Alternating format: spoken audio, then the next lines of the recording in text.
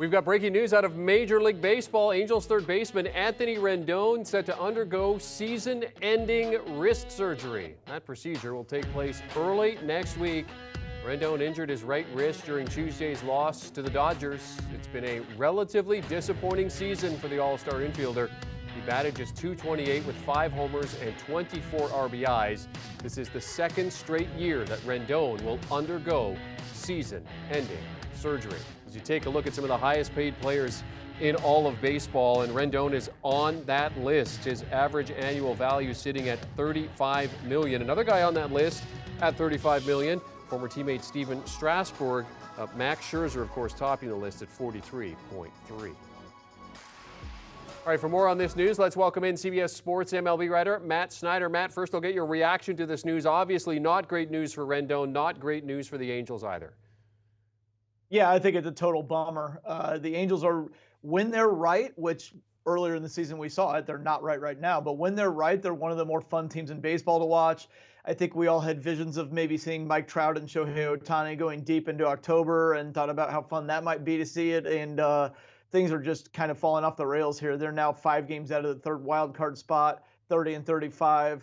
Rendon out for the season. Now, it's a pretty thin roster.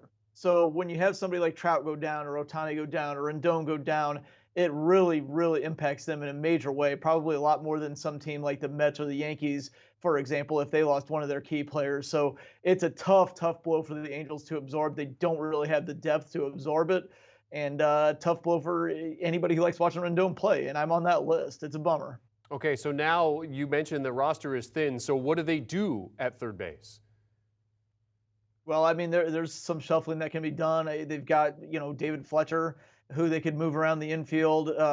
It's any of their options really are mediocre. So it's just not, like I said, it's not the type of move that they can absorb. It's not something where, an outfielder goes down and they bring up Joe Adell or a Brandon Marsh, as they did recently, or Taylor Ward breaks through in the outfield. They don't really have anybody lined up that is going to be able to make that kind of an impact. So it's just going to have to come from elsewhere. Maybe, Trout avoids injury. Ohtani has just as big of a year as he had last year, especially in the first half. Adell breaks through, kind of how Taylor Ward broke through.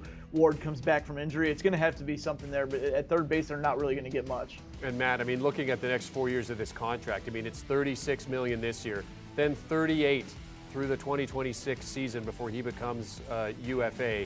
I mean, that's a lot of money to pay for a guy who's the last 2 seasons he's undergone season-ending surgery. Yeah, and there's always that risk. It's when he's right, he's one of the best players in baseball. I mean, he's finished 3rd in MVP voting before 5th in MVP voting before 6th. Even in 2020, I know it was a shortened pandemic season, but it was his first year for the Angels. He finished 10th in AL MVP voting. So if he comes back and he's fully functional the next few years, they could well get their money's worth in those seasons, but it's definitely concerning because next year will be his age 33 season. And if you're having problems staying healthy when you're 31 and 32, that does not bode well going into the mid-30s. So it's definitely a tough situation for the Angels, but I don't think that all is lost just yet. There's still a chance you can get a good age 33, age 34 season out of them.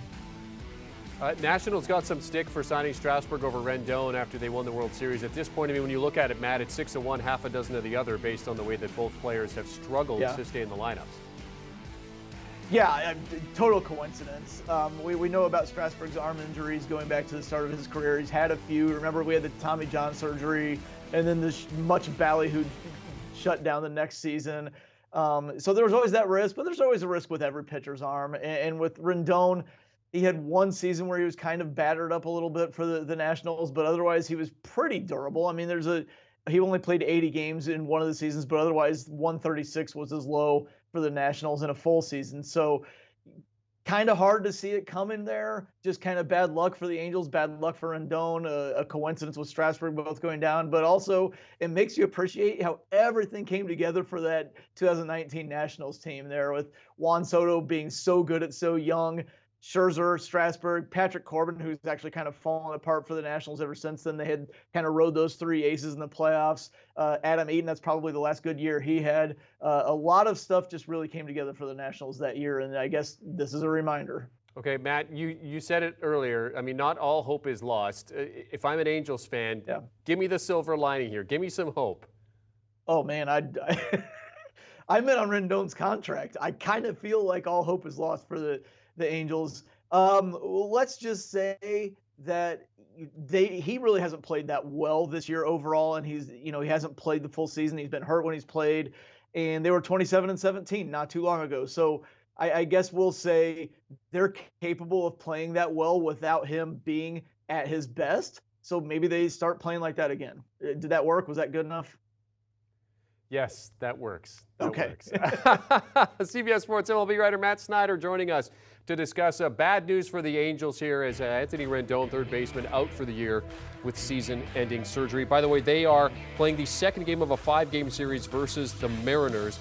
That is tonight. They've lost 4 of their last 6, but are coming off a 4-1 win on Thursday.